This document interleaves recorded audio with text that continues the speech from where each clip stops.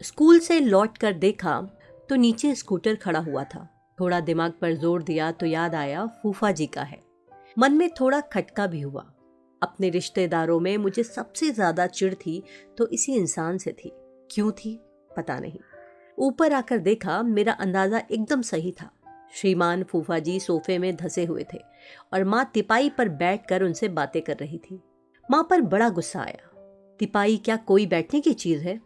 कुर्सी पर बैठ जाएंगी तो क्या फूफा जी की बेइज्जती हो जाएगी? पता नहीं कौन से युग में जी रही हैं। उन्हें नमस्ते करके मैं भीतर चली गई। दीदी चाय छान रही थी तो मैंने बोला, लाओ मुझे दे दो, मैं लेके जाती हूँ। तो दीदी ने बोला, अरे तू हाथ मुंह तो धो ले। पर मैं नहीं मानी। ट्रे लेकर बाहर चली आई और जाकर माँ से कहा, माँ उठो तो, वहां कुर्सी पर बैठो। मैंने आदेशात्मक स्वर में कहा। ये दीदी के बस का थोड़े ही था।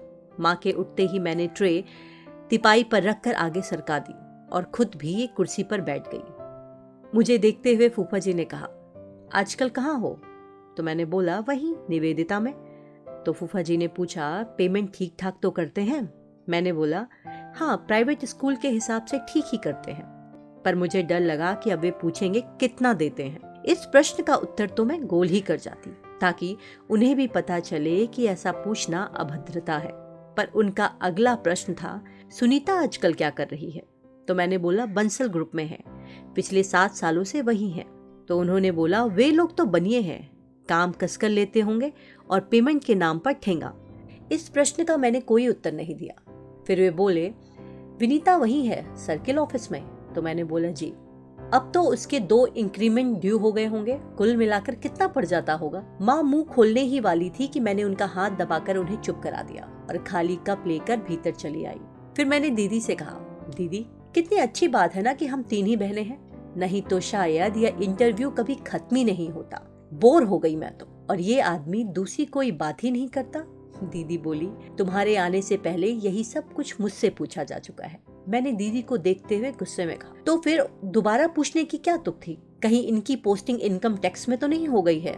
दीदी ने बोला, क्या पता, पर उन्हें सबकी सैलरी में बड़ा इंटरेस्ट है। माँ से भी पेंशन का हिसाब ले चुके हैं। छोटी अगर इनके सामने आ गई तो फिर वही सिलसिला शुरू हो जाएगा। हम दोनों ने तो इन्हें झेल भी लिया, पर उसमें इतना पेशेंस नहीं है, कुछ भी बोल देगी। मैं थोड़ा बाहर ही बैठती हूँ। माँ को भी उनके साथ अकेले छोड़ना खतरे से खाली नहीं है। एहतियात के तौर पर मैं पुनः बाहर आकर बैठ गई। स्कूल के 5 घंटे मगजमारी करने के बाद घर आकर थोड़ी देर लेटने का मन होता है। ईश्वर से मना रही थी कि ये बोर प्राणी जल्दी से विदा ले ले, पर वे थे कि जाने का नाम ही नहीं ले रहे थे। सोचा होगा अब आए हैं तो तीसरी से भी मिलकर ही जाएंगे। विनीता रोज की तरह 6:15 बजे लौटी। घर में अनचाहे मेहमान को देखकर वह भी थोड़ी बोर ही हो गई, पर नमस्ते तो करनी ही थी। उन्होंने छूटते ही प्रश्नों की बौछार कर दी, और सुनाओ कैसा चल रहा है? जी ठीक है। दफ्तर तो शायद तुम्हारा एमपी नगर में है ना? उसने बोला, जी। फिर लंच के लिए न्यू मार्केट तक क्यों आती हो? एमपी नगर तो होटलों से भरा पड़ा हुआ है। विनीता का चेहरा एकदम से पीला पड़ गया। फिर धीरे धीरे वह तमतमाने लगा। मैंने एकदम कहा, छोटी दीदी कब से चाय लेकर बैठी हैं, जल्दी से जाकर ले लो, नहीं तो ठंडी हो जाएगी। उसे तो खिसकने का बहाना ही चाहिए था। वह तुरंत भीतर चली गई। अब फूफा जी माँ से मुखातिब हुए। आज दोपहर को एक छोकरे के साथ होटल में खाना खा रही थी। मैंने सोचा आपको आगाह कर दूं, कल को कुछ ऊंच नीच न हो जाए। मुझे तो जैसे आग लग गई। माँ भीतर की ओर मुंह करके विनीता को तलब करने जा ही रही थी कि मैं गुस्से में उठकर खड़ी हुई। फूफा जी, आप तो वल्लभ भवन में है ना? फिर लंच के लिए रोज पहाड़ी उतरकर न्यू मार्केट तक जाते हैं? वे एकदम सकपका गए। फिर तुरंत संभल कर बोले, रोज कौन आता है अनीता? दोस्त लोग इसरार करते हैं तो कभी कभार मानना ही पड़ता है। तो यही आप विनीता के लिए क्यों नहीं सोचते? लड़की नौकरी कर रही है, ऑफिस में कभी किसी को ट्रीट देनी पड़ती है, कभी किसी से लेनी पड़ती है। तो अब वह पिद्दी सी लड़की भाई साहब की बराबरी करेगी? माँ झल्लाई। तो फूफा जी बोले, देखिए मैंने तो अपना समझकर आपको सावधान कर दिया, आगे आपकी मर्जी। नहीं फूफा जी, आपने अपना समझा होता तो वहीं रुककर उससे बात करते, लड़के का पता ठिकाना पूछते। वह तो आपने किया नहीं, शिकायत करने यहाँ दौड़े चले आए। आपको यह शोभा नहीं देता। माँ गुस्से में मुझ पर चिल्लाई, चुप कर लड़की। पर मैं चुप नहीं हुई। मैंने फूफा जी से कहा, फूफा जी पापा की तिरही खाकर आप जो गए तो उसके बाद आज दर्शन दिए हैं। इस बीच आप लोगों ने कभी यह जानने की कोशिश की कि हम लोग कैसे जी रहे हैं? अपने लोग क्या ऐसे होते हैं? फूफा जी एकदम खड़े हो गए। माँ की तरफ देखते हुए बोले, चलता हूँ भाभी जी, मैं नहीं जानता था कि आपकी बेटियों के पर निकल आए हैं। उन्होंने कहा और दंदनाते हुए सीढ़ियां उतर गए। उनके जाते ही माँ मुझ पर फट पड़ी। 2 मिनट चुप नहीं रह सकती तुम? हर बात का जवाब देना क्या जरूरी है? अब वे पूरी बिरादरी में जाकर मेरे नाम के कसीदे पढ़ेंगे कि लड़कियों को क्या अच्छे संस्कार दिए हैं। मुझे बोलने का शौक नहीं है माँ, पर तुम्हारी वजह से बोलना पड़ता है। तुम ही अगर अपने बच्चों का पक्ष लेती, उनकी गलतियों को छुपा लेती तो क्या परेशानी थी? पर नहीं, तुम तो उल्टे सबके सामने हमें ही डांटने डपटने लग जाती हो। अभी जो मैंने फूफा जी को खरी खोटी ना सुनाई होती तो तुम उन्हीं के सामने छोटी का झूठा पकड़कर पूछताछ करती। इसी तमाशे की उम्मीद में तो वो यहाँ आए थे, पर हाय बेचारे को निराश ही लौटना पड़ा। तो माँ ने गुस्से में बोला, तो तुम क्या समझती हो? वे चले गए हैं तो क्या मैं छोटी को बख्श दूंगी? उससे पूछूंगी, उससे पूछोगी, यही ना? तो इत्मीनान से पूछ लेना, वह कहीं भागी तो नहीं जा रही। देखो माँ, लड़कियों से अगर नौकरी करवानी है तो दिल और दिमाग दोनों खुले रखने होंगे। तो माँ ने बोला, दुनिया जहान की लड़कियां नौकरी करती हैं, क्या सब ऐसे रंग बिखेरेंगी? तो मैंने बोला, क्या रंग बिखेर दिया माँ उसने? किसी ने कुछ कह दिया और तुम लगी ताल ठोकने? इसी से तो रिश्तेदारों को शय मिलती है। मैंने वह विषय वही समाप्त कर देना चाहा था, पर तभी विनीता सामने आकर खड़ी हो गई। उसने बोला, हाँ माँ पूछो, क्या पूछना है? इस समय वह काफी सहज लग रही थी। उसका आत्मविश्वास देखकर लग रहा था कि वह संभावित हमले के लिए तैयार होकर आई थी। दबंग स्वर में माँ ने पूछा, होटल किसके साथ गई थी? लड़के का नाम बता। माँ, क्या इस शहर के सब लड़कों को तुम जानती हो? वह तुझे होटल क्यों ले गया था? अभी अनुदी ने बताया तो था, नौकरी में यह सब चलता रहता है। तेरे पापा भी तो उसी दफ्तर में थे, सुपरिटेंडेंट थे, पर उन्हें तो कभी किसी ने खाने का निमंत्रण नहीं दिया। यह मेरा कसूर तो नहीं है माँ, और तुम अगर जरा सी बात पर यूं पंचायत लेकर बैठ जाओगी तो ठीक नहीं होगा, कह देती हूँ। उसने जैसे धमकी ही दे डाली। सुनीता दीदी ने बीच बचाव किया, यह बात नहीं है विन्नी, तुम इतनी छोटी हो, इसी से फिक्र होती है, और तुम्हारा दफ्तर तो घाघ लोगों से भरा पड़ा हुआ है। तो उसने तंज वाली मुस्कुराहट देते हुए बोला, तो यह तब पता नहीं था जब मुझे नौकरी पर भेजा गया था? छोटी तो मैं तब भी थी, शायद आज से भी 3 साल छोटी। उसका रुख एकदम आक्रामक हो गया। नौकरी को लेकर वह बेहद टची हो गई। सब जानते हैं कि नौकरी उस पर जबरन थोपी गई है और यह जतलाने का एक भी मौका वह हाथ से जाने नहीं देती। माँ गुस्से में ही बोलती रही, नौकरी करने का मतलब यह तो नहीं कि जिस तिस के साथ गुलछर्रे उड़ाती फिरो। तो मैंने बीच में बोला, बस भी करो माँ, विनीता भगवान के लिए तू ही चुप हो जा। चल चल कमरे में चलकर आराम करते हैं। आई हूँ तब से यही चकमक मची हुई है। मैं उसे खींचकर कमरे तक ले गई। वह हम बहनों का साझा कमरा था, पर उसने मुझे भीतर आने ही नहीं दिया। एक तरह से परे ढकेल कर दरवाजा बंद कर लिया। मैं अपमानित सी बाहर खड़ी रह गई। दीदी रसोई में सब्जी काट रही थी। मैं भी पहुंच गई। लाओ मैं भी कुछ करवा दूं। तो दीदी ने बोला, क्यों, आज ट्यूशन नहीं जाना क्या? मैंने बोला, जाना भी चाहूं तो कैसे जा सकती हूँ? वो महारानी तो दरवाजा बंद करके बैठ गई हूँ। आई हूँ तब से मैंने ना मुंह धोया है ना कपड़े बदले हैं, ऐसी भूतनी सी कैसे चली जाऊं? तो दीदी ने बोला, आज ना जाओ तो अच्छा ही है। मैं दीदी को देखते हुए धीरे से बोली, क्यों? दीदी ने बोला, माँ को एक तुम ही काबू कर सकती हो, मुझे तो वह घास नहीं डालती, तुमसे ही डरती है। आज तुम न होती तो अच्छा तमाशा हो जाता। तमाशा वैसे भी कौन सा कम हुआ है, आज तो हमने झुग्गी झोपड़ी वालों को भी मात दे दिया। मैंने कनस्तर से आटा निकालते हुए कहा। अरे रहने दो, दीदी परात खींचते हुए कहने लगी। तो मैं यहाँ बैठकर क्या करूंगी, तुम्हारा मुंह देखूंगी? दीदी के चेहरे के भाव बदल गए।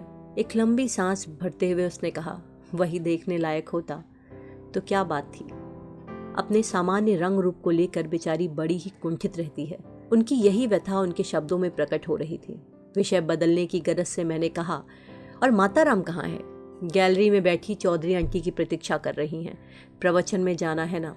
बेचारी चौधरी आंटी, वह इनकी तरफ फुर्सत में थोड़ी हैं। बेचारी घर भर को खाना खिलाएंगी तब बाहर निकलेंगी, यहाँ तो फुर्सत ही फुर्सत है। अच्छा दीदी, अगर हमारे यहाँ 3 बहनें नहीं होती, सब भाई ही होते, तो माँ क्या करती? उन्हें भी रसोई में जोत देती। तुम्हारा दिमाग भी कभी कभी खूब दौड़ता है।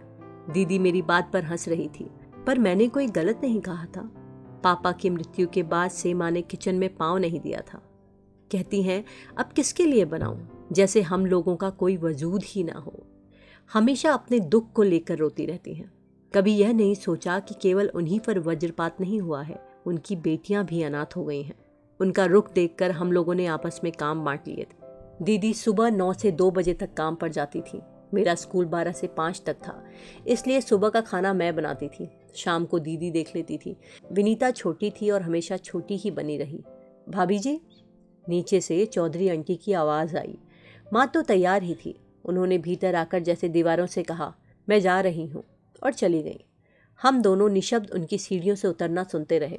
बड़ी देर बाद दीदी बोली, अनु, माँ का कुछ करना पड़ेगा। मैंने बोला, क्या? देखो ना, इतना पूजा पाठ करती हैं, व्रत उपवास करती हैं, सत्संग में जाती हैं, पर उनके स्वभाव में कोई परिवर्तन नहीं आता, बल्कि और भी बदतर होता जा रहा है। दीदी ठीक कह रही थी। पापा की मृत्यु के बाद से माँ बहुत ही चिड़चिड़ी हो गई थी। पता नहीं कैसी असुरक्षा की भावना उनके मन में घर कर गई थी कि वे हर किसी को संदेह की दृष्टि से देखने लगी थी। मेरी तो उनसे हमेशा झड़प हो जाती है। दीदी बेचारी बहुत शांत और सहनशील है, पर मैं बहुत मुंहफट हूँ। किसी की गलत बात तो मैं बर्दाश्त नहीं कर सकती।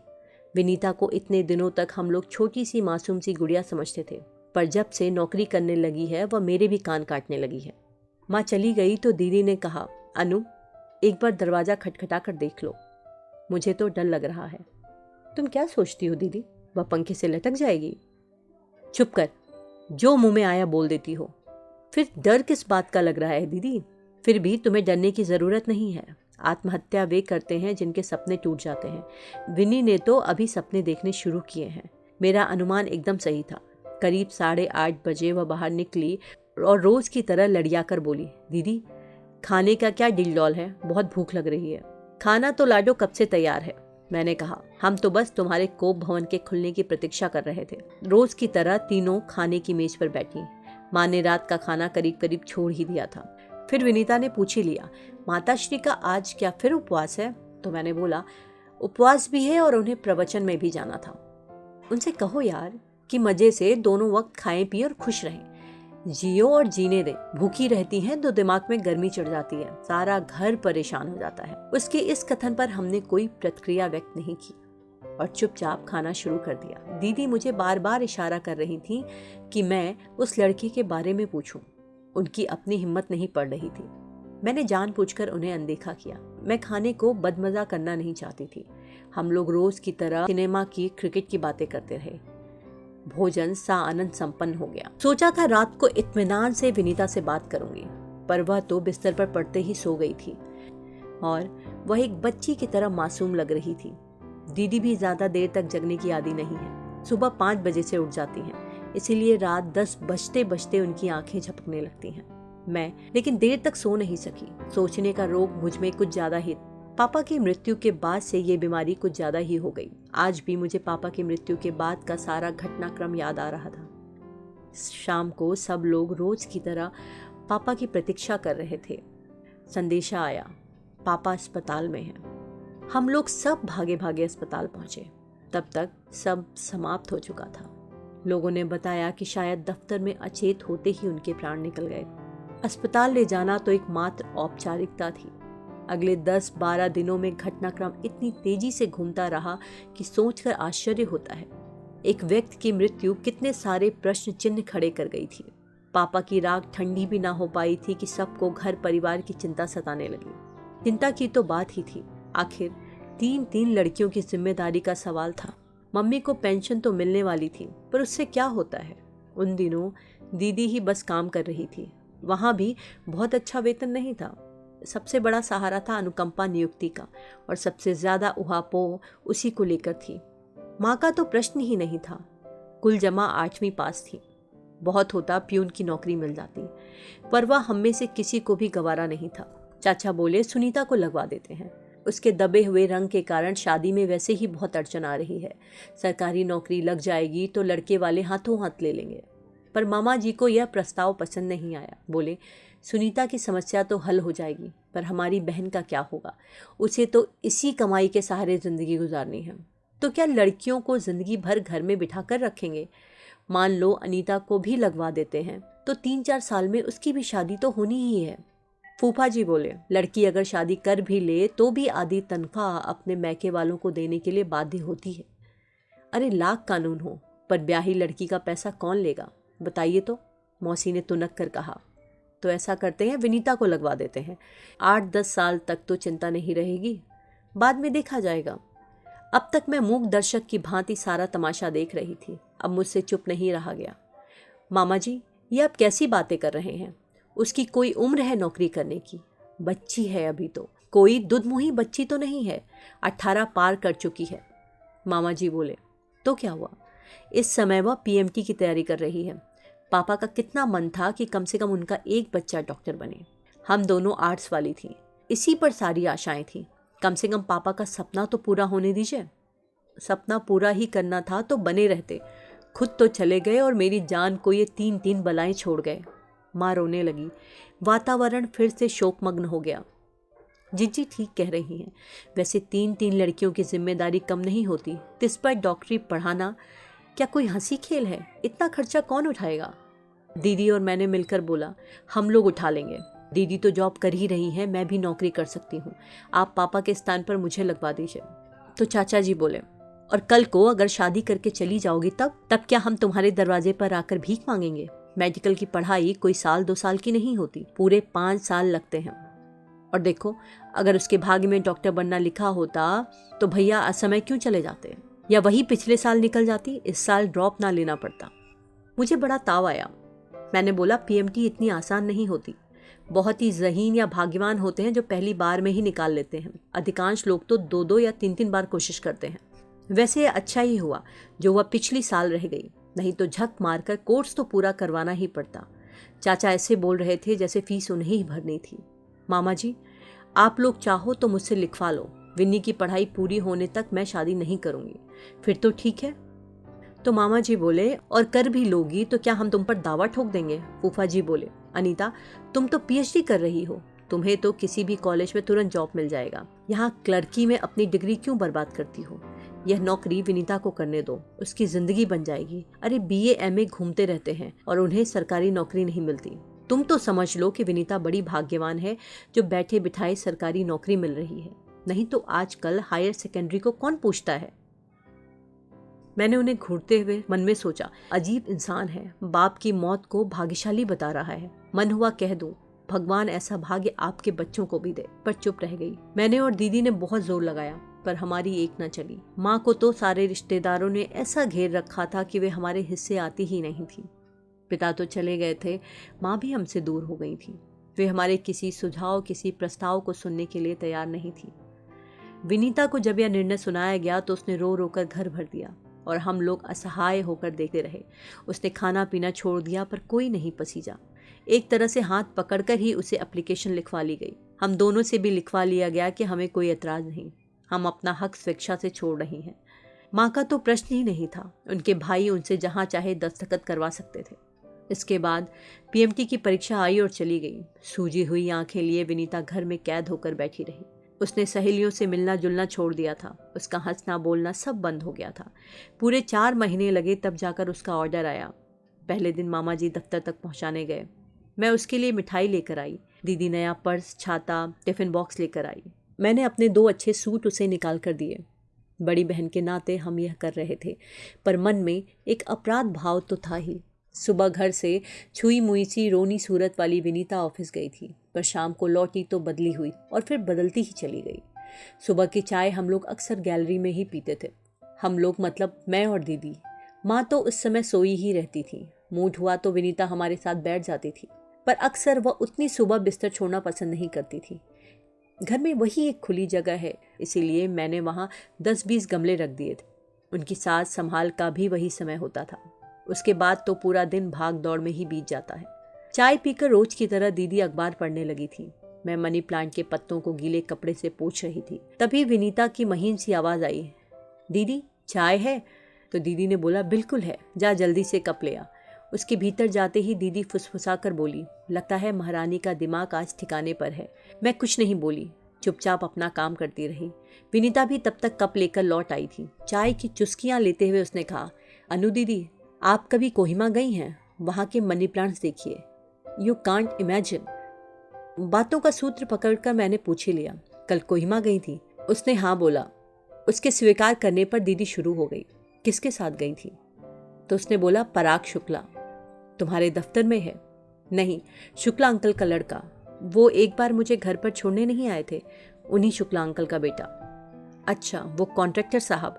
क्या बेटा भी उनके साथ ठेकेदारी करता है? नहीं, वो तो किसी फैक्ट्री में इंजीनियर है। तुम्हारी पहचान कैसे हुई? अंकल के साथ वह कभी कभी ऑफिस आ जाता है। कल लंच पर अंकल भी साथ थे। कमाल करती हो दीदी, अब मुझे बीच में टोकना ही पड़ा। कल अगर शुक्ला अंकल जी साथ में होते तो क्या फूफा जी भागे भागे रिपोर्ट करने आते? छोटी ने मुंह बिचकाकर कहा, फूफा जी तो बेहद घटिया इंसान हैं। जैसे खुद है वैसे ही दूसरों को समझते हैं। पराग बेचारा इतना शरीफ लड़का है, इतना हेल्पफुल है।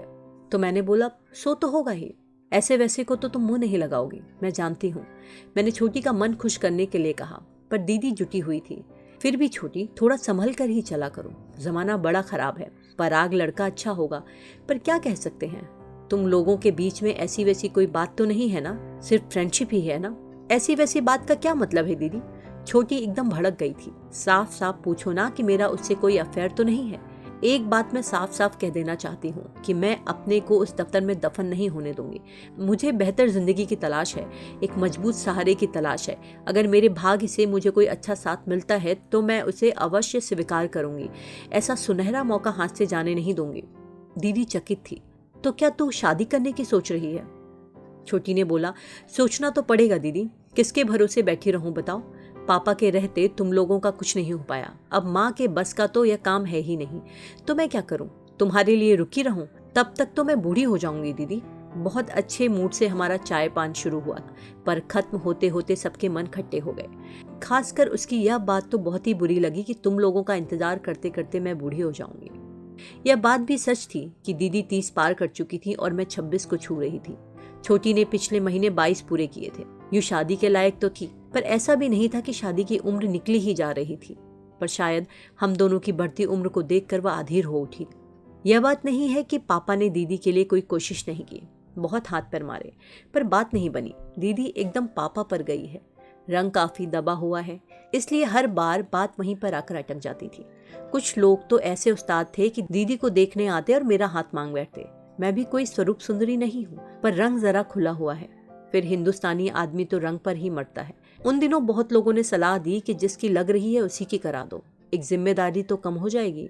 पर पापा तैयार नहीं हुए। फिर उस तरह के संबंध के लिए मेरा मन भी गवाही नहीं देता था। यह तो एक तरह से बहन का हक छीनना ही हुआ ना। विनीता को हम लोगों ने कभी उस दृष्टि से देखा ही नहीं। वह तो हमेशा से हम सबका खिलौना रही है, पर अब लगता है कि वह हम तीनों में सुंदर है, एकदम माँ पर गई है। माँ का रंग रूप तो उसे मिला ही है, स्वभाव भी वही है, वैसी ही मूडी, जिद्दी, चिड़चिड़ी और आत्म केंद्रित। उसकी ये विशेषताएं अभी अभी नजर आने लगी थी। 4-5 दिन बाद चिंटू मामा बड़ी विजयी मुद्रा में घर में दाखिल हुए। जिज्जी सब पता कर लिया। तो मैंने पूछा, क्या पता कर लिया मामा? उन्होंने बोला, उस लड़के के बारे में। कोई शुक्ला कॉन्ट्रैक्टर है, उनका लड़का है। तो मैंने बोला कि इसमें आपने कौन सा तीर मान लिया मामा? यह सब तो छोटी ने उसी दिन बता दिया था। माँ ने कहा, मुझे तो नहीं बताया। तुम्हें सुनने की फुर्सत कहाँ है माँ?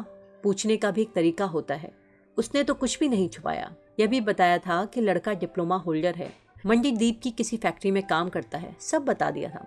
उसके पीछे जासूस लगाने की तो कोई जरूरत नहीं थी। मामा ने जोर देकर कहा, जरूरत थी, बिल्कुल थी। बिना जांच पड़ताल किए ये कैसे पता चलता कि दोनों रोज खाना साथ खाते हैं?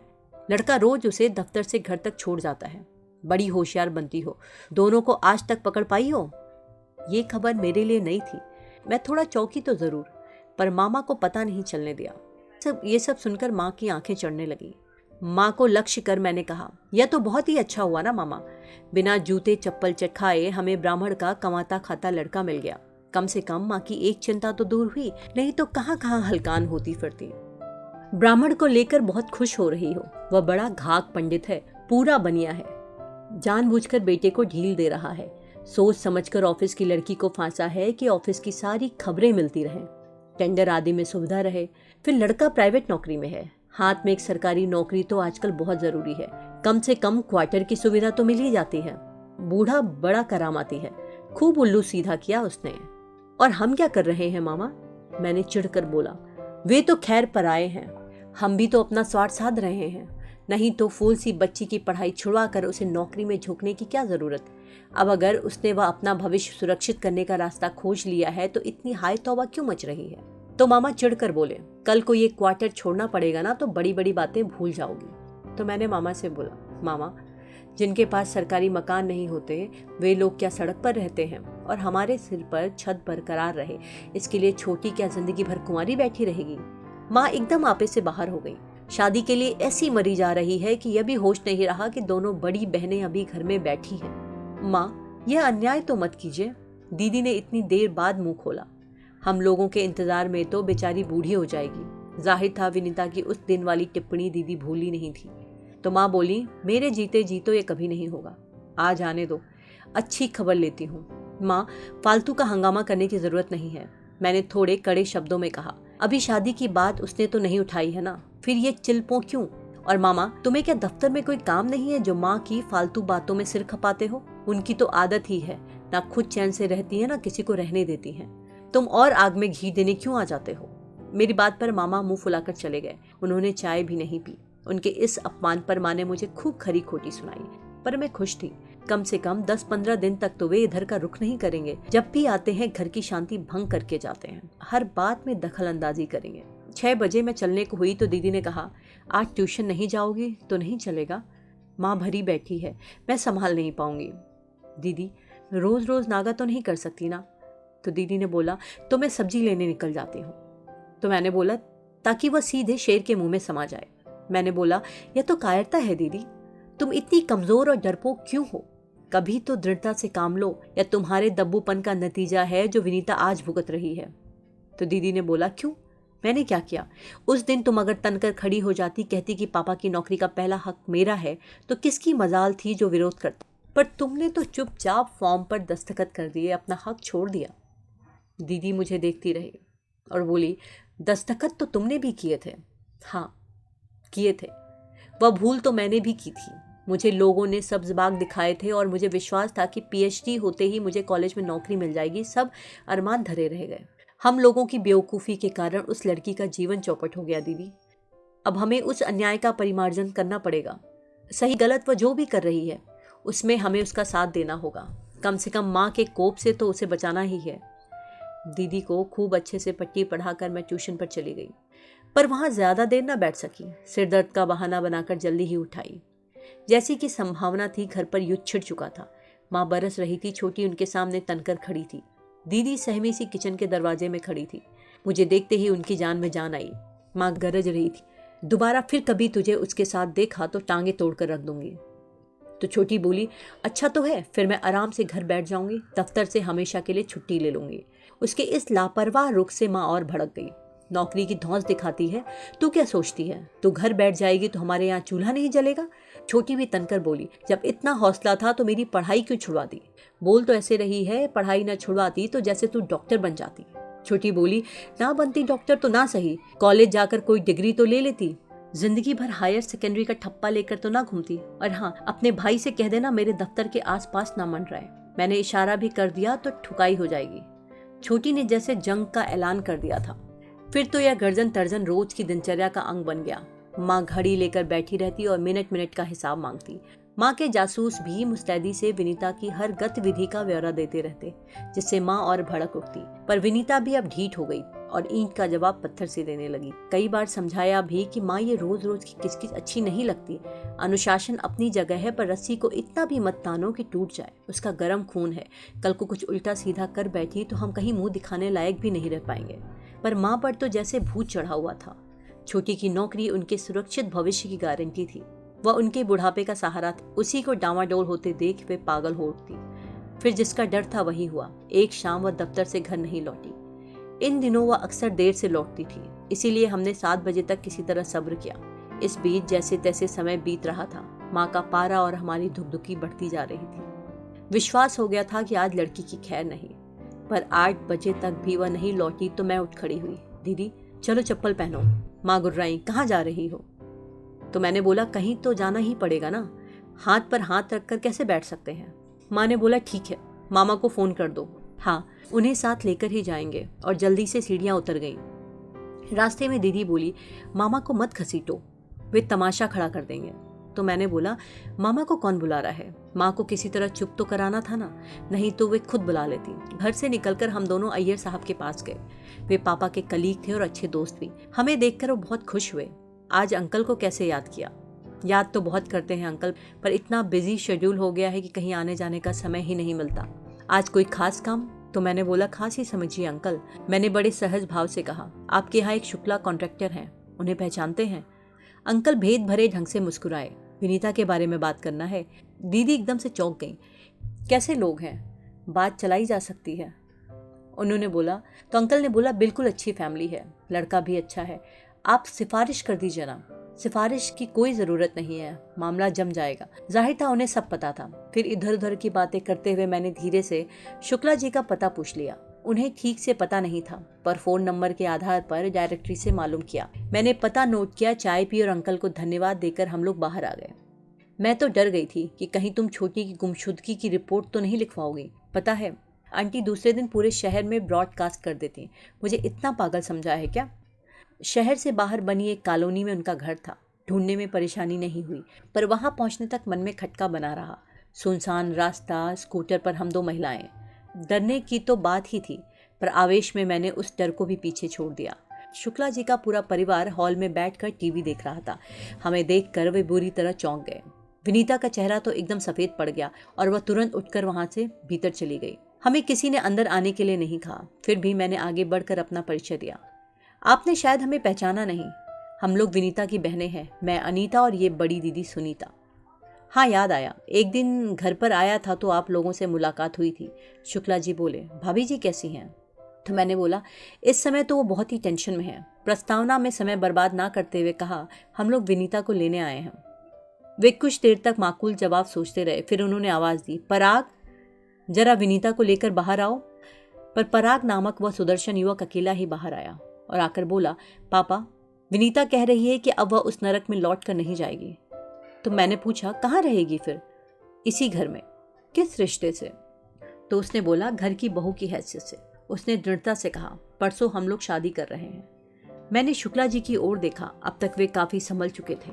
बोले, देखिए, बच्चे जिद पर थे, कल को कोई ऊंच नीच हो जाती। मैंने सोचा इससे अच्छा है विधिवत शादी करा दी जाए। मैंने पराग की माँ को भी यही समझाया, बच्चों की खुशी में ही हमारी खुशी है। मैंने उठते हुए कहा, थैंक यू अंकल, आपका हाथ इन दोनों के सिर पर है, अब हमें कोई चिंता नहीं है। विदा लेकर हम दोनों बाहर आ गईं। बाहर आते ही दीदी बोली, ये क्या बात हुई, इतनी दूर आए हैं और खाली हाथ जा रहे हैं? खाली हाथ क्यों दीदी, हमने लड़का देखा, लड़के का घर बार देखा, लड़के के बाप का रुख देखा, क्या यह कम है? तो अब क्या करने का इरादा है? यही मैं तुमसे पूछ रही हूँ, अब तुम्हारा क्या विचार है? यह हमारी परीक्षा की घड़ी है, बड़ी सूझबूझ से काम लेना होगा। हमने अपनी गुड़िया सी बहन के साथ बहुत अन्याय किया है, यह उसके परिमार्जन का अवसर है। जीवन के इस महत्वपूर्ण मोड़ पर हम दोनों को उसके साथ रहना है, उसकी खुशी को हमें यादगार बनाना है। और माँ से हम लड़ जाएंगे। फिलहाल उन्हें कुछ बताने की जरूरत नहीं है। यही कह देना कि दफ्तर में बहुत देर हो गई थी, तुम्हारे डर के मारे वह अपर्णा मौसी के यहाँ रुक गई है। तुम कहोगी तो माँ विश्वास कर लेंगी। पता नहीं माँ ने हमारी बात का विश्वास किया या नहीं, उसकी चिंता करने की हमें फुर्सत भी नहीं थी। समय इतना कम था और हमारे सामने इतने सारे काम। कमरे का दरवाज़ा बंद करके पूरी रात हम दोनों प्लानिंग करती रहती, बजट बनाती, कार्ड का मजमून तैयार करती रही। सुबह सबसे पहले हमने एक एक एप्लीकेशन ठोकी और घर से निकल ली। माँ से यही कहा कि छोटी को लेने जा रहे हैं, तुम्हारे डर के मारे वो अकेले नहीं आएगी। बाहर निकलकर हम लोगों ने 5-7 होटलों का मुआयना किया और एक हॉल बुक कर लिया। वहीं पर 150 लोगों के लिए भोजन का भी ऑर्डर दे दिया। एक बार होटल तय होने के बाद ही निमंत्रण पत्र छपने के लिए दिए जा सकेंगे। एक पंडित जी को पकड़ा, पूजा सामग्री की व्यवस्था भी उन्हीं को सौंप दी। बैंड बाजे का जुगाड़ हमारे बस का नहीं था। हमने एक ऑर्केस्ट्रा पार्टी बुक कर दी। फिर छोटी के लिए एक बनारसी साड़ी और दूल्हे के लिए रेशमी कुर्ता, धोती पजामा खरीदा। इतना करते करते ही हमारी बैंक बिल्कुल खाली हो गई थी। दीदी को कार्ड के लिए भेजकर मैं अगले प्रबंध के लिए घर आई। देखा कि वहाँ पूरा कुनबा मौजूद है। माँ के इंटेलिजेंट ब्यूरो की दाद देनी पड़ेगी। मैंने चेहरे पर जरा भी शिकन नहीं आने दी। हंसते हुए कहा, कितना अच्छा हुआ जो आप सब लोग यहीं मिल गए। मैं यहीं पर आप सबको विनीता की शादी का निमंत्रण दे रही हूँ। कार्ड अभी आ ही रहे होंगे। मैं ज़बानी बतला दूं, कल शाम 7 बजे हिंडोला महल में। सबके सब अवाक रह गए। सब मेरा मुंह देख रहे थे। माँ की आंखों से तो अंगार बरस रहे थे। लग रहा था जैसे अभी मेरे बाल पकड़कर मुझे झंझोर डालेंगी।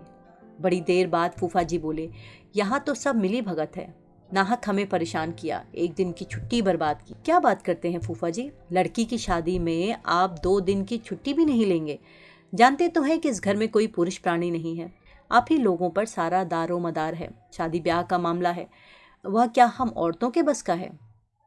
फूफा जी बोले, तू तो पुरुषों के भी कान काट रही है, तुझे किसी की क्या ज़रूरत? तो मैंने बोला, वो सब तो हम अपनी सामर्थ्य और समझ के अनुसार कर ही रहे हैं।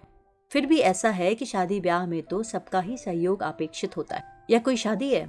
मामा एकदम फट पड़े। सीधे सीधे अपहरण का मामला है, मैं अभी जाकर FIR दर्ज कराता हूँ। तो मैंने बोला, आप भूल रहे हैं मामा कि लड़की बालिग है और सरकारी दफ्तर में नौकरी कर रही है। आप सुप्रीम कोर्ट तक भी जाएंगे तो हार जाएंगे। माँ ने माथा ठोकते हुए कहा, नौकरी ना हुई मुसीबत हो गई, इससे तो अच्छा था सुनीता को लगवा देते, कम से कम जग हंसाई तो ना होती। जग हंसाई तो अब भी कुछ नहीं हुई है माँ।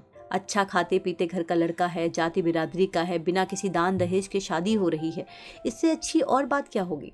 पर हाँ, उसकी जगह अगर दीदी की नौकरी लग गई होती तो उसका फूल सा बचपन न छिनता, दीदी की भी जिंदगी बन गई होती, उनमें एक आत्मविश्वास जागता। पर उस समय तो तुम लालच में अंधी हो रही थी, हमसे ज्यादा तुम्हें गैरों पर भरोसा था। उनकी सलाह तुम्हारे लिए वेद वाक्य थी। चाचा जी और मौसी जी एक साथ बोले, तो अब हम गैर हो गए हैं। सुन लो विन्नो, हम इतनी भी फुर्सत में नहीं हैं कि सलाह मशवरा देते फिरें। हमें संदेशे भेजकर बुलाया जाता है तब हम आते हैं। आप लोगों के आने पर हमें एतराज नहीं है मौसी, पर ये माँ जो है ना, दूसरों की बात पकड़कर बैठ जाती हैं, हमारी बातों का उन पर असर ही नहीं होता। अब विनीता की बात ही ले लीजिए, उसे शादी की ऐसी कोई जल्दी नहीं थी, पर माँ ने कौंच कौंच कर उसका जीना हराम कर दिया था। इसलिए चिढ़कर आवेश में आकर उसने यह कदम उठा लिया। अब अगर उसने तय कर ही लिया है तो शादी होकर रहेगी। चाचा, आप कन्यादान करना चाहें तो आपका स्वागत है। मामा, आप भात वात लेकर आना चाहें तो आपका स्वागत है, पर प्लीज थोड़ा संयम बरतिए। अरे मैं थूकता हूँ ऐसी शादी पर, मैं तो वहां झांकूंगा भी नहीं। मामा तैश में आकर उठकर चले गए। मैंने चैन की सांस ली। मामा का आना उनके ना आने से ज्यादा दुखदाई था। भाई का यूं अपमानित होकर चले जाना माँ को जरा भी अच्छा नहीं लगा। उनका तमतमाया चेहरा देखकर मैं समझ गई थी कि अब ज्वालामुखी फटने ही वाला है। सौभाग्य से तभी दीदी कार्ड लेकर आ पहुंची और वातावरण की कड़वाहट उत्सुकता में बदल गई। निमंत्रण पत्र का मजमून, कागज, साई, छपाई आदि पर चर्चा होने लगी। आदत के अनुसार फूफा जी ने पूछ ही लिया, एक कार्ड 2-2.5 का तो पड़ा ही होगा, अर्जेंट में कुछ ज्यादा ही पड़ा है। वहाँ के खाने के रेट क्या है? बाकी दिनों का पता नहीं, अभी तो 125 रुपए प्लेट तय हुआ है। हाल का किराया अलग से। जी 8,000 एक शाम की। फूफा जी की आंखें आश्चर्य से फैल गईं। माँ तो एकदम हत्थे से ही उखड़ गईं। वाह, जैसे किसी नवाबजादी की शादी हो रही हो। कौन देगा ये खर्चा? मैंने मुस्कुराते हुए बोला, तुम दोगी, और कौन देगा? माँ हो तुम उसकी। माँ ने बोला, मेरे पास फूटी कौड़ी नहीं है। तो मैंने बोला, है कैसे नहीं? पापा हर महीने हम तीनों के नाम कुछ ना कुछ जमा करते थे। वह पैसा किस दिन काम आएगा? वो पैसा अभी तक अनछुआ है, उसे कब हाथ लगाओगी माँ? और कल को तुम लोगों की शादी होगी तब क्या करेंगे? तब की तब देखी जाएगी माँ। अभी फौरन तैयार होकर मेरे साथ बैंक चलो, वहाँ दुनिया भर की फॉर्मेलिटी करनी पड़ती है। जल्दी चलो। माँ ना नुकुर करती रही तो आखिर मैंने ब्रह्मास्त्र निकाला और कहा, माँ कुछ तो शर्म करो। पिछले 3 साल से वह लड़की तुम्हें कमा कर खिला रही है, उसका कर्ज है तुम पर, इसका तो ख्याल करो। तुमने उससे बहुत कुछ छीना है, कुछ तो भरपाई करो। बेमन से ही सही, माँ को मेरे साथ बैंक आना पड़ा। पैसे निकलवा कर छोटी के लिए एक सेट और दामाद के लिए अंगूठी खरीदी। माँ को बोलने का मौका ही नहीं दिया। फिर 20-25 कार्ड और मिठाई, फूल फल लेकर हम लोग शुक्ला जी के यहाँ पहुँचे। हमें दोबारा अपने दरवाजे पर देखकर शुक्ला जी चकरा गए। मैंने सामान मेज पर रखा, उनके हाथों में कार्ड दिया और हाथ जोड़कर कहा, मेरी छोटी बहन की शादी, आप लोग जरूर पधारिएगा। उन्होंने कार्ड पढ़ा और चौंक उठे। उनकी उस अवस्था का लुत्फ उठाते हुए मैंने कहा, अंकल, आपने जो बड़प्पन दिखाया है उसके लिए हम सदा आपके आभारी रहेंगे, पर हमारा भी तो कुछ फर्ज है। माना कि विनीता के पापा नहीं हैं, पर वह अनाथ नहीं है, उसके माँ हैं, बहनें हैं, चाचा ताऊ हैं। उसे ऐसे बिन ब्याहे हम आपके घर कैसे रहने दें? जो भी हो वह परंपरा के अनुसार हो तो अच्छा लगता है। आप शान से बारात लेकर आइए और 4 भले आदमियों के सामने उसे ब्याह कर ले जाइए। इस बार मुझे कुछ कहना नहीं पड़ा, उन्होंने खुद ही आवाज़ दी, पराग, विनीता से कहो उसकी दीदी लोग उसे लेने आई हैं। विनीता कहीं आसपास ही थी शायद। आवाज़ सुनते ही दौड़ी चली आई और हमसे लिपट गई। उसके आंसुओं का सैलाब किसी तरह थमता ही नहीं था। जोश में आकर एक कदम उठा लिया था। ऊपर से बहादुर बन रही थी पर भीतर से तो डरी हुई थी बेचारी। रिक्शे में बैठते हुए मैंने दीदी से कहा, दीदी तुम चाहो तो घर पर उतर कर जाना, मैं इसे किसी पार्लर में लेके जाती हूँ। इसके चेहरे की मुर्दनी धोने में तो हफ्ता लग जाएगा, पर कल तक जरा प्रेजेंटेबल तो बना दूं।